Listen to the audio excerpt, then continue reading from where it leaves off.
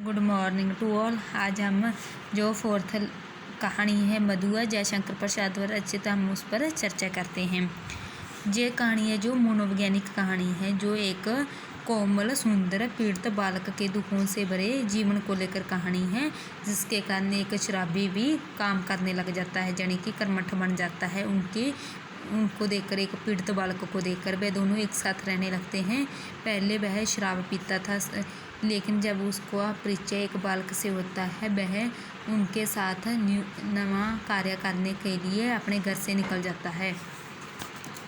इसमें हम देखते हैं कि ठाकुर सुंदर सिंह का लड़का कुब्बर साहब लखनऊ में पढ़ता है। जो ठाकुर साहब हैं वह बड़े घराने से हैं।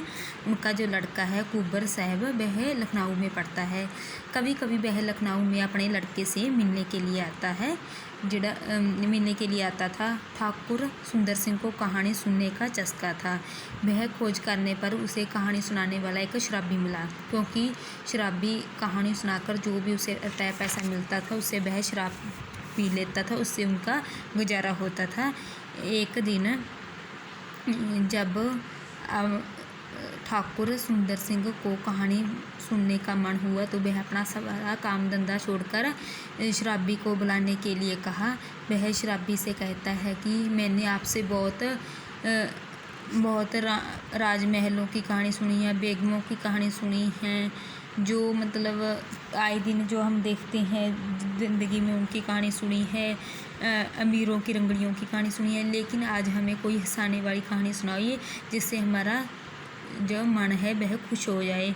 शराबी कहता है कि हमारे मन में तो इन्हीं से संबंधित कहानियाँ हैं जो चक्कर काटती फिरती हैं, लेकिन मैं फिर भी आपको कहानियाँ सुनाने के लिए तैयार हूँ। मैं धीरे धीरे उनको बहुत कहानियाँ सुनाता है। इससे वह उब जाता है, जो ठाकुर होता है उब जाता है और कहने लगता है, तो कहने लगा कि मुझे तो बहुत नींद आ रही है, आप जहाँ से जाओ। शराबी रात के 10 बजे होते हैं और ठाकुर सुंदर सिंह कहते हैं कि जाते समय जो मेरा नौकर है लालू, उसको कहकर जाना कि आपको ठाकुर बुला रहे हैं। इसी समय रात के 10 बज चुके होते हैं। जो शराबी होता है वह लालू को ढूंढते ढूंढते फाटक पर आ जाता है। फाटक पर आकर एक कोठड़ी में देखता है कि एक बालक की रोने की आवाज़, धीरे धीरे आवाज़ आ रही है। वह उसको देखने के लिए लालचित होकर उस कोठड़ी में घुस जाता है। उसमें उसका जो नौकर होता है लालू, वह एक बालक को पीट रहा होता है और बता रहा होता है कि एक दिन खाना नहीं खाएगा तो क्या मर जाएगा। इसी बीच वह सुनकर जब काफ़ी देर हो जाती है तो एक बालक बाहर निकल आता है। इसी बीच एक बालक होता है जो अपनी आंखें पोंछते हुए बाहर आता है।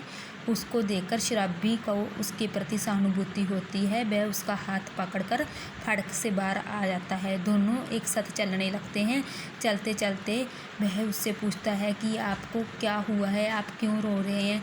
वह कह रहा था कि मैं मार तो रोज़ खाता हूँ, लेकिन आज मुझे खाना नहीं मिला। इसी बीच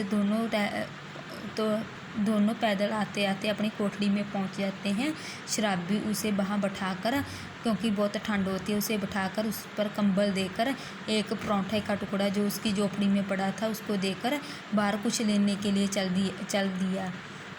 इसी बीच जब शराबी बाहर कुछ लेने के लिए गया था, उसने सोचा कि वह उसके पास 1 रुपये है, जिससे वह शराब पीना चाहता था, क्योंकि उन्होंने 7 दिन से शराब नहीं पी थी। उन्होंने कहानी भी सुनाई थी इसलिए, क्योंकि उसे 7 दिन के बाद अच्छी शराब मिलेगी। लेकिन उनका जो मन था वह उसके बालक की और सोच रहा था कि वह बहुत भूखा है, इसलिए वह मन ही मन में सोचता हुआ एक मिठाई की दुकान पर पहुंचता है। वहां से एक नमकीन, कुछ मिठाइयाँ खरीद लेता है। खरीद कर अपनी कोठड़ी में वापस लौट आता है। लौटने के बाद दोनों बैठकर थाली परोस लेते हैं। दोनों ऐसे खाते हैं कि मानो 2 मित्र आपस में बातें करते हुए खाना खा रहे हों। खाना खाने के बाद बालक को वह अपना कोट ओढ़कर सुला देता है और स्वयं भी कंबल ओढ़कर सो जाता है। सुबह होने पर वह सोचता है कि अब जब वह सुबह उठता है तब उसे अपनी कोठरी में चारों तरफ बिखरी हुई गरीबी दिखती है। वह सोचता है कि पहले तो वह स्वयं अकेला था, कहानी सुनाकर वह शराब पी लेता था, वह कभी कभार अपना पेट भी भर लेता था, लेकिन अब उसके ऊपर एक बालक की जिम्मेदारी भी आ गई है। अब उसे कोई भी कार्य करने पड़ेगा, नहीं तो वह न स्वयं खाएगा न उस बालक को क्या खिलाएगा।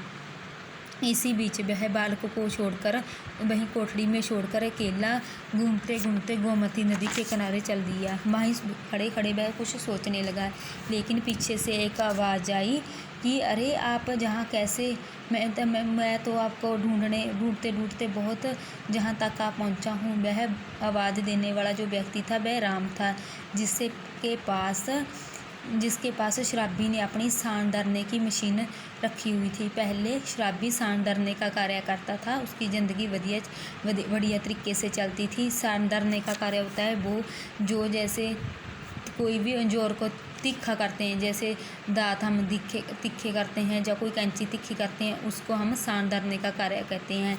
वह सांड दरने का कार्य करता था क्योंकि उसने अपने मित्र के पास, अपने पड़ोसी के पास अपनी मशीन छोड़कर स्वयं शराब पीने में रुझ गया था।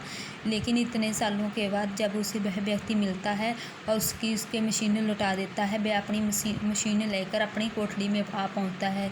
वह सोचने लगता है कि शायद उनका यह कार्य दोबारा वह सांड दरने का कार्य शुरू कर देगा। तब वह स्वयं और उस बालक को भी अच्छी ज़िंदगी दे सकता है, उसके भी रोटी खिला सकता है।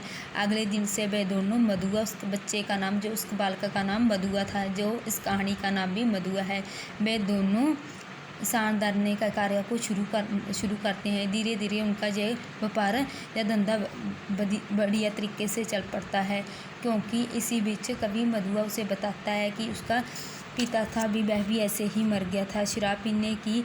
इसके बाद जो शराबी होता है वह मधुआ को अपने गले से लगा लेता है और कहता है कि मधुआ, मैं आपकी सौगात खाकर कहता हूँ कि मैं आज से इसके बाद कभी शराब नहीं पीऊँगा। दोनों मिलकर सांड दरने का कार्य बड़ी अच्छे तरीके से करने लगते हैं।